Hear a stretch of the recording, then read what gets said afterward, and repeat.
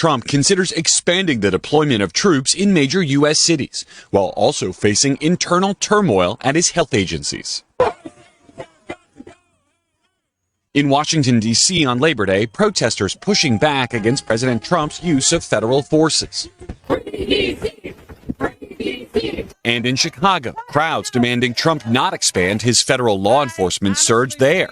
No troops in Chicago!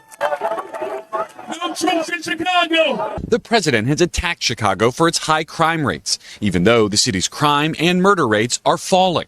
Everybody knows Chicago is a hellhole right now. Two federal law enforcement officials tell NBC News that ICE, Border Patrol, and other federal agencies plan to scale up operations to arrest undocumented immigrants in Chicago as early as this week. As the president mulls that move, he'll also face questions in Washington this week over his vaccine policy, after he yesterday appeared to question the effectiveness of the COVID vaccines. They were first developed under his watch.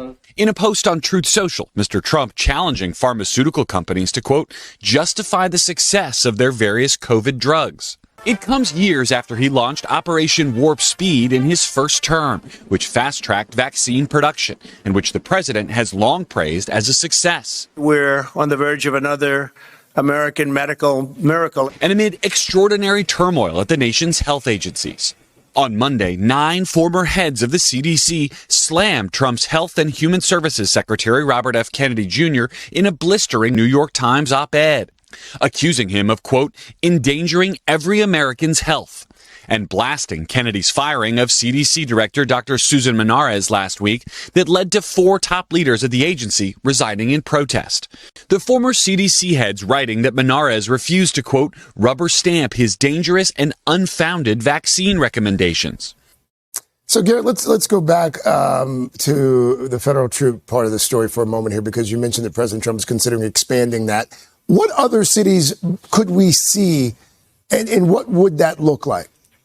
Well, Greg, law enforcement and administration officials are all pointing towards Chicago being the next major city to see an immigration crackdown, which could ultimately then involve the National Guard being deployed to back up federal agents, much like what we saw in Los Angeles earlier this year. And the administration has made it clear they're willing to send federal officials to so-called sanctuary cities that don't otherwise work with immigration enforcement. So we're keeping an eye on places like Boston, Baltimore, New York City, all where local officials have said, don't send troops, Mr. President. We don't want them or need them.